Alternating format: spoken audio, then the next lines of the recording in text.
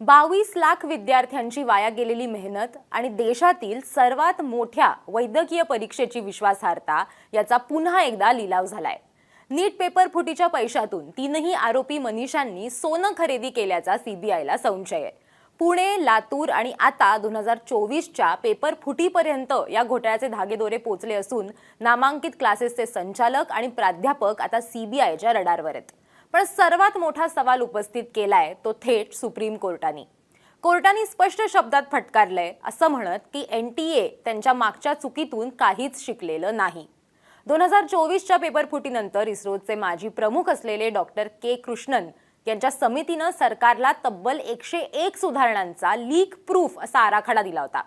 शिफारसी जर सरकारनं वेळीच लागू केल्या असत्या तर आज पुन्हा 22 लाख विद्यार्थ्यांच्या भविष्याचा खेळखंडोबा झालाच नसता। नेमकं काय होता त्या समितीचा प्लॅन आणि आता तपासात नक्की काय काय समोर आलंय तेच आपण आजच्या व्हिडिओतनं समजून घेणार आहोत। नमस्कार, मी देवयानी आणि तुम्ही बघताय मुंबई तक।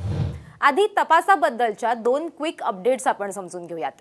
नीट पेपर फूट प्रकरणात अटकेत असलेल्या प्राध्यापक मनीषा मांढरे, प्राध्यापक मनीषा हवालदार तसंच ब्युटिशियन मनीषा वाघमारे यांनी पेपर विकून आलेल्या पैशातून सोनं खरेदी केलंय असा सीबीआयला संशय आहे।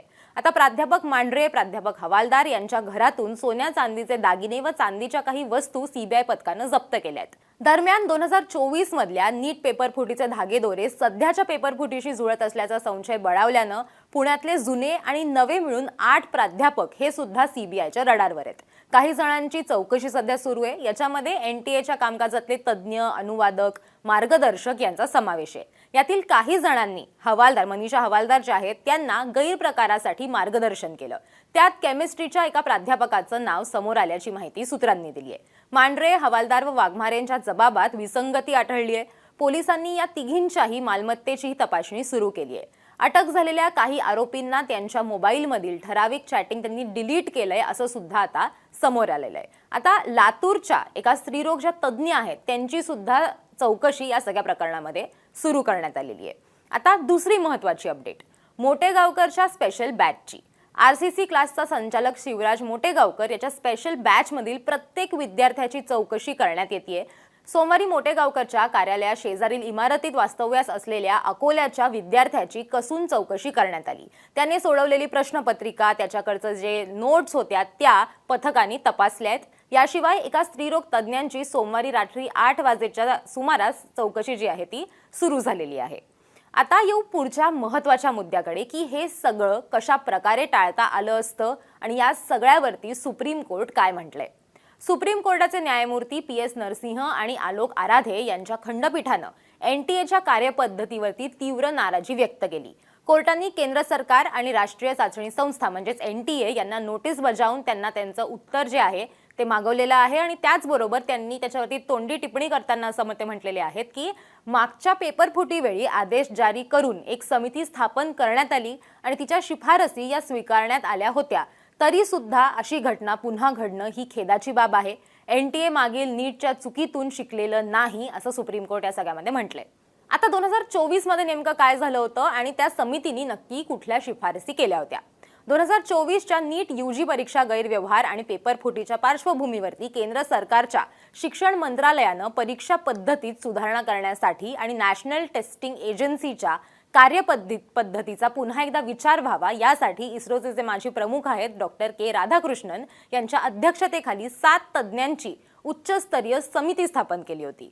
डॉक्टर के राधाकृष्णन समितीनं 2024 नीटचा पेपर फुटल्यावर केंद्र सरकारला सादर केल्या होत्या काही शिफारसी ज्या आहेत त्यांनी शिफारसी सांगितल्या होत्या आणि त्यातल्या प्रमुख कुठल्या आहेत ते आपण आता समजून घेऊयात। आता या 3 बेसिक गोष्टींवरती आधारित होत्या। त्याच्यातला पहिला मुद्दा होता की परीक्षा प्रक्रिया, दुसरा होता डेटा सुरक्षा आणि तिसरा होता एनटीएची पुनर्रचना। आता परीक्षा म्हणजे जे एक्झाम प्रोसेस आहे त्याच्यामध्ये कुठले शिफारस त्यांनी केलेली होती किंवा त्यात कशा पद्धतीने रिफॉर्म आणायचा होता, तर त्यात सगळ्यात पहिले होतं की डिजिटल प्रश्नपत्रिका आणि स्थानिक छपाई। आता पारंपरिक पद्धतीनं प्रश्नपत्रिका ट्रकमधून वेगवेगळ्या परीक्षा केंद्रांवरती पाठवण्याऐवजी त्या डिजिटल स्वरूपात आणि पूर्णपणे एन्क्रिप्टेड करून थेट परीक्षा केंद्रावरती पाठवाव्यात। परीक्षा सुरू होण्याच्या अवघ्या 30 ते 60 मिनिटांआधी त्या केंद्रावरच हाय स्पीड प्रिंटरद्वारे छापला जावा। यामुळे वाहतूक आणि स्ट्रॉंग रूम मधील पेपर फुटीचे धोके हे संपतील, ही पहिली शिफारस होती। त्याच्यानंतर कम्प्युटर बेस्ड टेस्टकडे वाटचाल करावी असंही त्यांनी सांगितलं होतं। टप्प्याटप्प्याने जे पेन पेपर पद्धत आहे ती बंद करून संपूर्ण परीक्षा ही ऑनलाईन करावी, कारण हाच एकमेव लीक प्रूफ पर्याय आहे असं त्यांनी म्हटलेलं होतं. आणि तिसरी गोष्ट ते म्हटले होते की मल्टी स्टेज टेस्टिंग, विद्यार्थ्यांवरचा जो एकाच दिवसात जो त्यांच्यावरती मानसिक ताण येतो तो कमी करण्यासाठी नीट यूजी परीक्षा यूपीएससी किंवा जेई मेन आणि ॲडव्हान्सच्या धर्तीवरती 2 किंवा त्याच्यापेक्षा अधिक टप्प्यांमध्ये घेतली जावी असं त्यांनी सांगितलेलं होतं. आता दुसरा जो मुद्दा होता की डेटा सुरक्षा आणि परीक्षा केंद्र नियंत्रण, याच्यात त्यांनी काय सजेशन्स दिले होते बघा. ते म्हटले होते की सरकारी शाळांना प्राधान्य द्या, खाजगी परीक्षा केंद्रांवरती अनेकदा गैरप्रकार होतात, यामुळे केंद्रीय विद्यालय आणि नवोदय विद्यालयांमध्ये डिजिटल पायाभूत सुविधा वाढवून त्यांना अधिकृत परीक्षा केंद्र बनवा. नंतर त्यांनी असं म्हटलेलं होतं की जे केंद्र आहेत, जे सेंटर्स आहेत, त्यांना सील बंद करणं गरजेचं आहे. परीक्षा सुरू होण्यापूर्वी परीक्षा केंद्र हे स्थानिक जिल्हाधिकारी आणि पोलीस प्रशासनाच्या उपस्थितीत सील केली जावीत आणि थेट परीक्षेच्या वेळीच एनटीए अधिकारी आणि जिल्हा प्रशासनाच्या उपस्थितीत ती उघडली जावीत. आणि आणखीन एक मुद्दा त्यांनी मांडला होता, तो असा होता की एआय सुरक्षा व बायोमेट्रिक्स, डमी विद्यार्थी रोखण्यासाठी परीक्षा केंद्रांवरती एआय आधारित सीसीटीव्ही मॉनिटरिंग आणि कडक बायोमेट्रिक पडताळणी सक्तीची करावी असं त्यांनी सांगितलेलं होतं. आणि मग मुद्दा होता तो म्हणजे एनटीएचा. आता एनटीएचं जे स्ट्रक्चर आहे त्याच्यामध्ये त्यांनी काही बदल जे आहेत ते सुचवलेले होते. त्याच्यातला पहिला बदल असा होता की जे ऑर्गनायझेशनल स्ट्रक्चर आहे त्याच्यात ते असं म्हटले होते की ज्या बाह्य कंपन्या आहेत ज्याच्यावरती सगळं अवलंबून आहे ते कमी करणं गरजेचं आहे. एनटीए सध्या मनुष्यबळ आणि तांत्रिक कामांसाठी खाजगी एजन्सीज किंवा जो कॉन्ट्रॅक्च्युअल स्टाफ असतो त्याच्यावरती मोठ्या प्रमाणात अवलंबून आहे. ही पद्धत बंद करून एनटीए मध्ये परमनंट तज्ज्ञ कर्मचाऱ्यांची पदं ही निर्माण करावीत असा सल्ला त्यांनी दिलेला होता. नंतर त्यांनी असं म्हटलेलं होतं की कामाची मर्यादा, एनटीएनं केवळ उच्च शिक्षणाच्या प्रवेश परीक्षा म्हणजे नीट, जेई, सीयूईटी घ्याव्यात आणि कोणत्याही प्रकारच्या नोकर भरती परीक्षा घेऊ नयेत, जेणेकरून कामाचा ताण जो आहे तो कमी होईल. आणि नंतर ते असं म्हटले होते की कोचिंग इन्स्टिट्यूट्सवरती नियंत्रण, देशभरातील व्यावसायिक कोचिंग क्लासेसच्या कामकाजावरती देखरेख ठेवण्यासाठी स्वतंत्र यंत्रणा म्हणजेच एक ओव्हरसाईट मेकॅनिझम जे आहे ते असावं. त्याचबरोबर विद्यार्थ्यांसाठी धोरणात्मक बदल जे आहेत ते सुद्धा त्यांनी सुचवलेले होते. त्यात ते काय म्हटले होते की व्यावसायिक अभ्यासक्रमांच्या गुणवत्तेसाठी आणि विद्यार्थ्यांच्या मानसिक आरोग्यासाठी उमेदवारांना नीट परीक्षा देण्यासाठी ठराविक अटेम्प्ट्स जे आहेत ते निश्चित करून द्यावेत. सीयूईटी विषयांचं सुलभीकरण जे आहे ते सुद्धा त्यांनी करा असं म्हटलेलं होतं. सेंट्रल युनिव्हर्सिटी एंट्रन्स टेस्ट जी आहे त्याच्यामधले जे विषय आहेत त्याची संख्या जी आहे ती कमी करावी, जेणेकरून परीक्षांचं नियोजन करणं सोपं होईल. पण यातील अनेक शिफारसी या पूर्णपणे इम्प्लिमेंटच करण्यात आलेल्या नाहीयेत आणि त्यामुळेच कोर्टाने देखील एनटीएला चांगलंच सुनावलंय. आणि खरंच त्या शिफारसी जर इम्प्लिमेंट झाल्या असत्या तर आज पुन्हा 22 लाखांपेक्षा जास्त विद्यार्थ्यांवरती कदाचित ही वेळ आलीच नसती आणि एक लीक प्रूफ पॅटर्न जो आहे तो तयार झाला असता.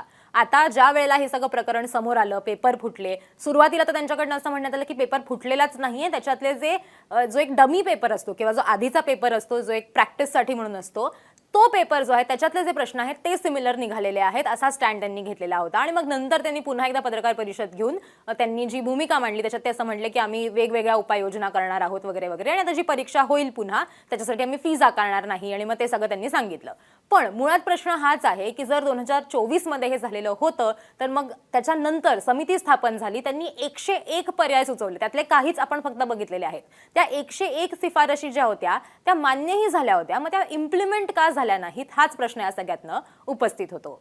तुम्हाला या सगळ्याबद्दल काय वाटतं ते आम्हाला कमेंट करून नक्की सांगा. जर हे पर्याय इम्प्लिमेंट झाले असते तर कदाचित आज ही परिस्थिती ओढावली नसती असं तुम्हाला वाटतं का तेही आम्हाला सांगा. आणि अर्थातच मुंबई तकला तुम्ही सबस्क्राईब केलं नसेल तर मुंबई तकला सबस्क्राईब करायला विसरू नका.